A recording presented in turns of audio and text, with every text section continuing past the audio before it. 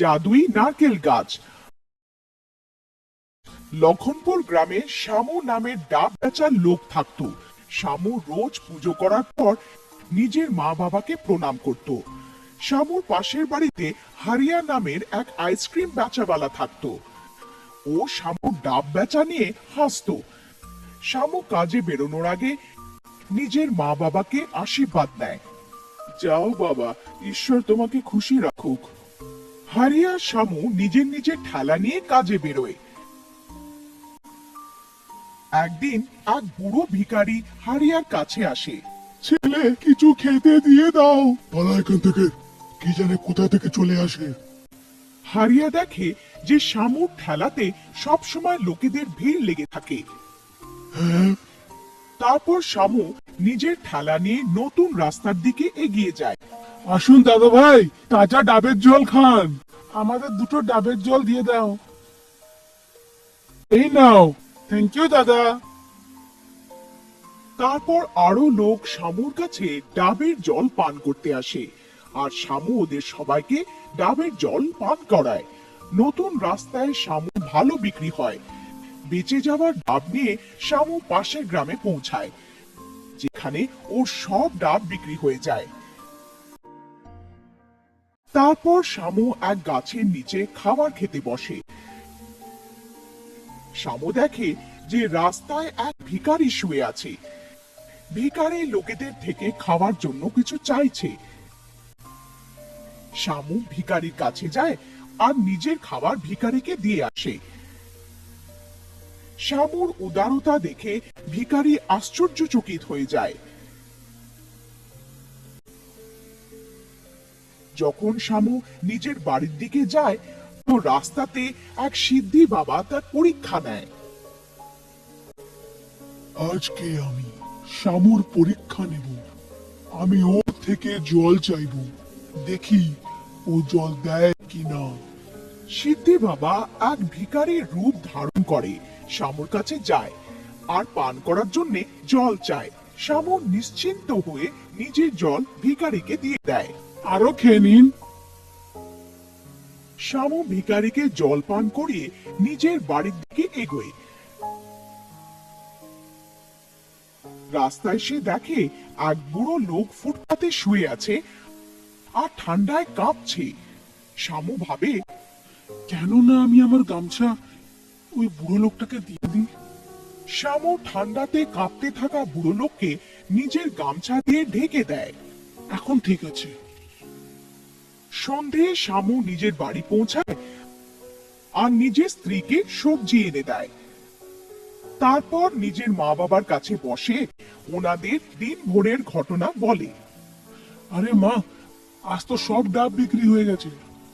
শামু সুখী পরিবার দেখে হারিয়ার অনেক জ্বলুনি হয়। এই শামু ডাবের জল বেচে, তাও এর খুব ভালো কামাই হয়ে যায়। এর নিশ্চয়ই কিছু করতে হবে। আজ রাতে এই ডাব আর ঠেলা চুরি করে নেব, তারপরে দেখি এর পরিবার কি করে খুশি থাকতে পারে। রাতে হারিয়া লুকিয়ে এসে শামুর ঘরে যায়। ও সব ডাব ঠেলাতে রেখে আর ঠেলাটা চুরি করে নিজের বাড়ি নিয়ে যায়।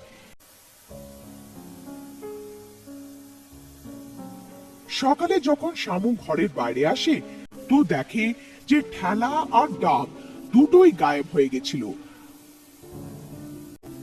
এই দেখে শামু খুব দুঃখী হয় আর ভাবে, আরে, এখন আমি আমার পরিবার কি করে চালাবো? ডাবের জলই তো আমার রোজকার রুটির একমাত্র সাধন ছিল। শামুর স্ত্রী ওকে জিজ্ঞাসা করে, আপনি এত দুঃখী কেন? ডাব আর ঠেলা দুটোই চুরি হয়ে গেছে। আমি বুঝতে পারছি না এখন কি করব। শামু সাহায্য চাইতে সিদ্ধি বাবার কাছে যায়। এইসব দেখে হারিয়া হাসে। কিন্তু যখন হারিয়ার নজর নিজের আইসক্রিম ঠেলার দিকে পড়ে, তো ও চমকে যায়। হারিয়ার আইসক্রিম ঠেলা একটা ছোট খেলনা হয়ে যায়। আরে, এ কি হয়ে গেল?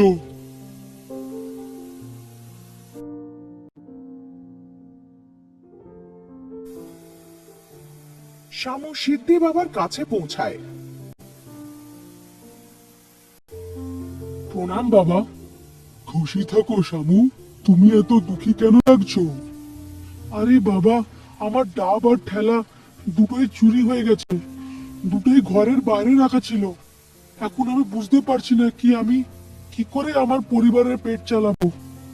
তুমি বাড়ি যাও, ঈশ্বর নিশ্চয়ই কোনো না কোনো উপায় দেখাবে। শামু যখন নিজের ঘরের দিকে ফেরত যেতে থাকে, তো সিদ্ধি বাবা একটা ডাব গাছ বেচার লোক রূপ ধারণ করে রাস্তায় বসে। আসুন দাদা, আসুন, ডাবের গাছ কিনুন। এই গাছ এক রাতেই বড় হয়ে যায়। শামু কিছু ভাবে আর তারপর বলে, কিন্তু আমার কাছে তোমাকে দেওয়ার মতন কিছুই নেই। কোনো ব্যাপার না, তুমি এই গাছ ফ্রিতে নিয়ে যেতে পারো। আমি দেখেছি তুমি একটা ভালো লোক। শামু গাছপালা থেকে নারকেলের একটা গাছ নেয় আর ওটাকে ঘরে নিয়ে যায়।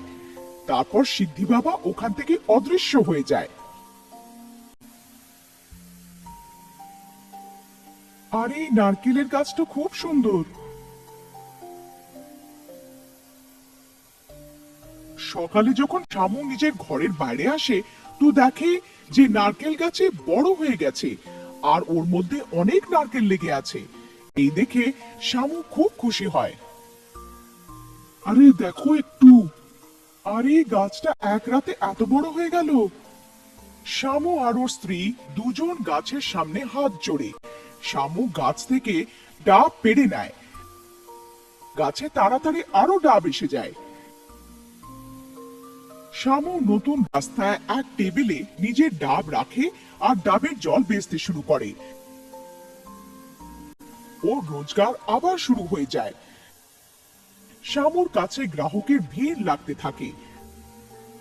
শামু ভাবে, কেননা আমি সিদ্ধি বাবা আর ওই গাছওয়ালাকে ধন্যবাদ দিয়ে আসি। সন্ধ্যায় শামু সিদ্ধি বাবাকে খুঁজতে যায়। আরো দেখে যে সিদ্ধি বাবা ওখান থেকে নিখোঁজ। তারপর সে ওই গাছপালাকে খুঁজতে যায়, কিন্তু গাছপালাও নিখোঁজ থাকে।